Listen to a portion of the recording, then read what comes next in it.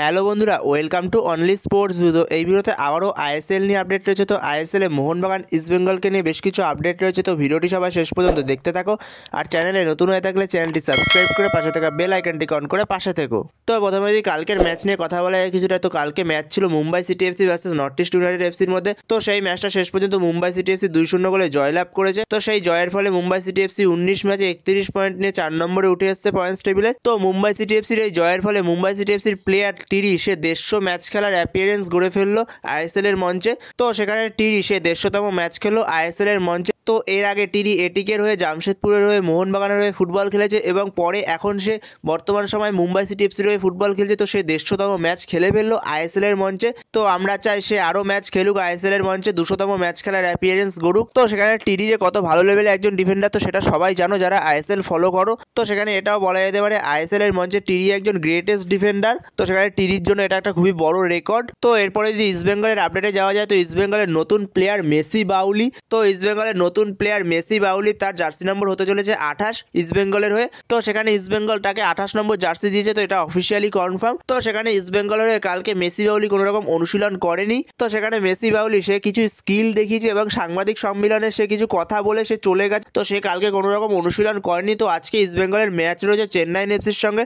তো সেই ম্যাচে মেসি বাউলি থাকতেও পারে। তো সে যে আজকে ইস্টবেঙ্গলের ফার্স্ট ইলেভেনে থাকবে না এটুকু কনফার্ম। সে হয়তো রিজার্ভ বেঞ্চে থাকবে। তো সেকেন্ড হাফে তাকে নামালেও নামাতে পারে কোচ অস্কার ব্রুজন। তো সেখানে দেখা যাক ইস্টবেঙ্গলের কোচ অস্কার ব্রুজন সে মেসি বাউলিকে নামায় কিনা। তো এরপরে ইস্টবেঙ্গলের আরও একটা আপডেট, তো ইস্টবেঙ্গলের প্লেয়ার আনোয়ার আলী সে বল পায়ে অনুশীলন শুরু করে দিয়েছে। তো আজকে ম্যাচ রয়েছে ইস্টবেঙ্গলের চেন্নাই এফসির সঙ্গে। তো এই ম্যাচে হয়তো সে অ্যাভেলেবেল থাকবে না ফার্স্ট ইলেভেনে, তাকে যদি রিজার্ভ বেঞ্চে দেখা যায় তো সেটা খুবই ভালো হবে ইস্টবেঙ্গলের জন্য। তো সেখানে আনোয়ারকে রিজার্ভ বেঞ্চে দেখা গেল, আনোয়ারকে যে নামাবে তো সেটার কোনো নিশ্চয়তা নেই। তো সেখানে আনোয়ার আলী আজকে রিজার্ভ বেঞ্চে থাকবে, কিন্তু আনোয়ার আলীকে হয়তো বা আজকে নামাবে না, তাকে পরের দিনের ম্যাচ থেকে আমরা দেখতে পাবো। তো সেখানে দেখা যাক অস্কার ব্রুজন কি করে। তো মোহনবাগানের প্লেয়ারদের 4 দিন ছুটি দিয়েছে মরিনা। পাঞ্জাব ম্যাচ খেলার পরে 4 দিনের জন্য ছুটি দিয়েছে, তাদের একটু রেস্ট দিয়েছে। তো এই ছুটিতে মোহনবাগানের প্রত্যেকটা প্লেয়ার যে যার নিজেদের বাড়িতে ফিরে গেছে। তো মোহনবাগানের ভারতীয় প্লেয়াররা যে যার বাড়িতে গেছে নিজের পরিবারের সঙ্গে সময় কাটানোর জন্য।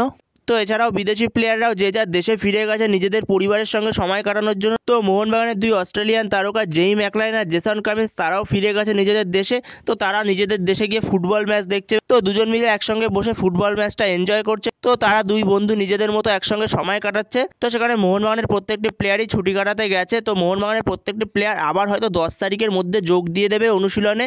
10 তারিখে যোগ দিয়ে দেবে অনুশীলনে। তো 10 তারিখ দিয়ে আবার হয়তো অনুশীলন শুরু হবে, যেহেতু 15 তারিখে কেরালা ব্লাস্টার্স এফসির সঙ্গে ম্যাচ রয়েছে মোহনবাগানের। তো মোহনবাগানের এক বিদেশি তারকা পরের ম্যাচের জন্য সে সাসপেন্ড হয়ে গেছে। তো মোহনবাগানের খুবই গুরুত্বপূর্ণ প্লেয়ার গ্রেগ স্টুয়ার্ট, তো সে পরের ম্যাচের জন্য অ্যাভেলেবেল থাকবে না। তো যেহেতু তার 4টি ইয়েলো কার্ড হয়ে গেছে, তো সেই কারণে সে পরের ম্যাচের জন্য অ্যাভেলেবেল থাকবে না, একটা ম্যাচ সাসপেন্ড থাকবে সে।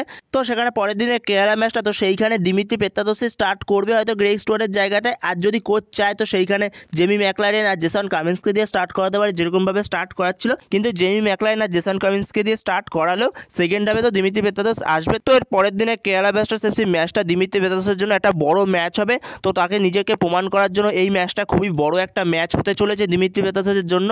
তো দিমিত্রি পেত্রাদোসকে পুরো নিজেকে প্রমাণ করতে হবে এই ম্যাচটাতেই আবারও। তো সেখানে খুবই বড় একটা ম্যাচ হতে চলেছে দিমিত্রি পেত্রাদোসের জন্য এই ম্যাচটা। তো সেখানে দেখা যাক দিমিত্রি কিরকম খেলে পরের ম্যাচটা। তো বন্ধুরা এই ভিডিওতে এই পর্যন্তই। তো এই ভিডিওতে এই আপডেটগুলো নিয়ে আলোচনা করার ছিল। তো ভিডিওটি ভালো লাগলে অবশ্যই লাইক, শেয়ার, সাবস্ক্রাইব করতে ভুলো না। তো নেক্সট ভিডিওতে দেখা হচ্ছে, ততক্ষণের জন্য বাই বাই।